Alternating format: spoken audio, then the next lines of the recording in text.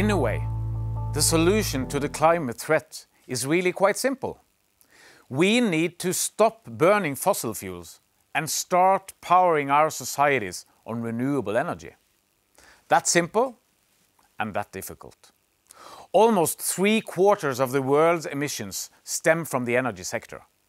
Therefore, there is no way to fight climate change without cutting emissions related to production and consumption of energy.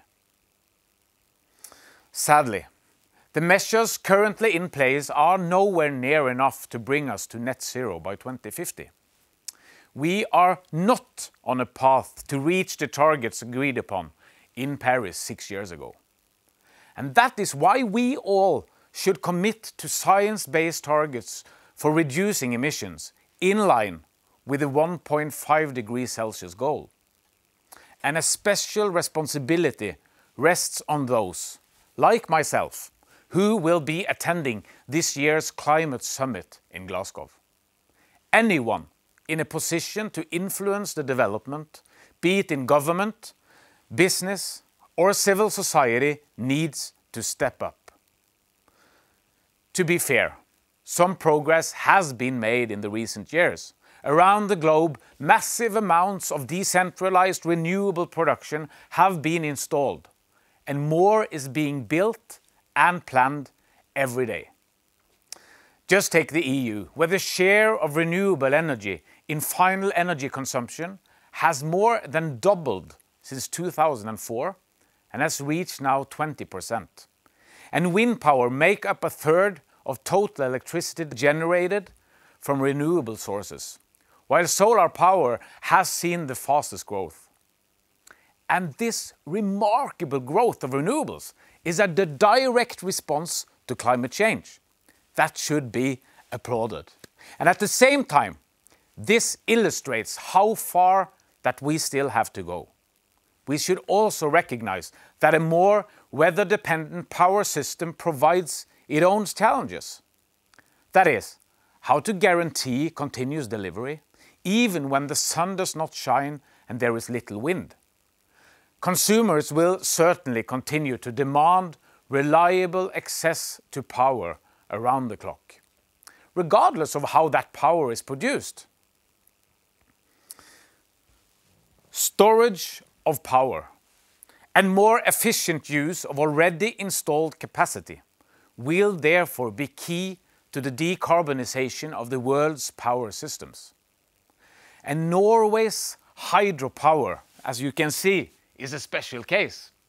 With more than 1,600 hydropower plants, our power system is more renewable than that of any other country. And 3/4 of that hydropower capacity is flexible. This means that it can be stored for use when needed. It can adjust quickly to shifts in demand and compensate for fluctuations in supply from other sources. In fact, Norway has half the reservoir capacity in all of Europe. It provides access to carbon-free power 24/7 for households and industries.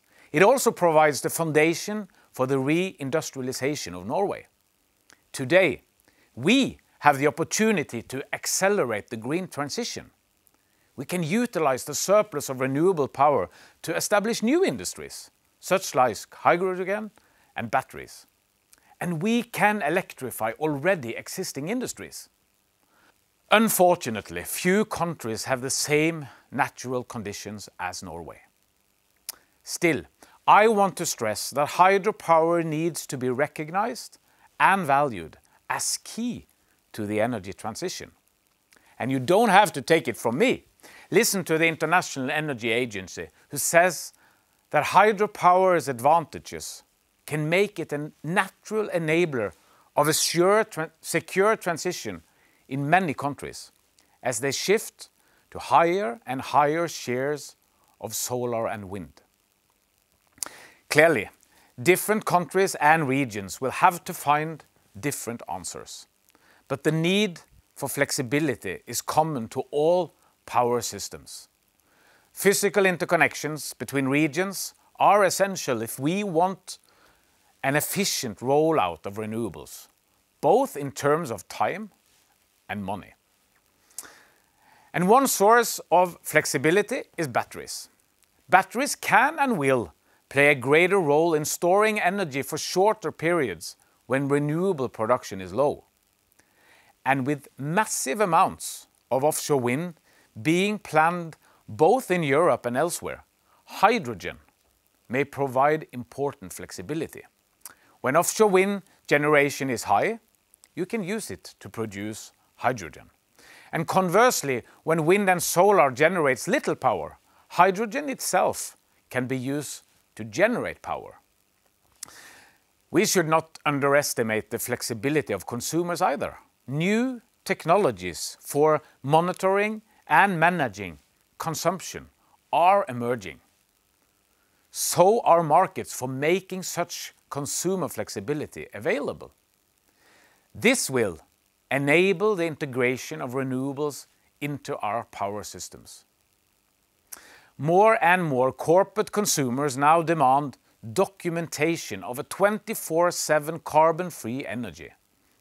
In turn, this spurs the further development of renewable capacity, and it shows how businesses can use their technological and market know-how to help fulfill goals that affect all of society, such as fighting climate change. As I said in the beginning, the overall solution to the climate threat is simple. We have to transition from a fossil to a renewable economy. But as I have illustrated, that transition will take many different forms in different places. And we need to use all the opportunities available to get on track to reach the Paris targets. The opportunities are there, and now it is about having the courage and the skills to use them.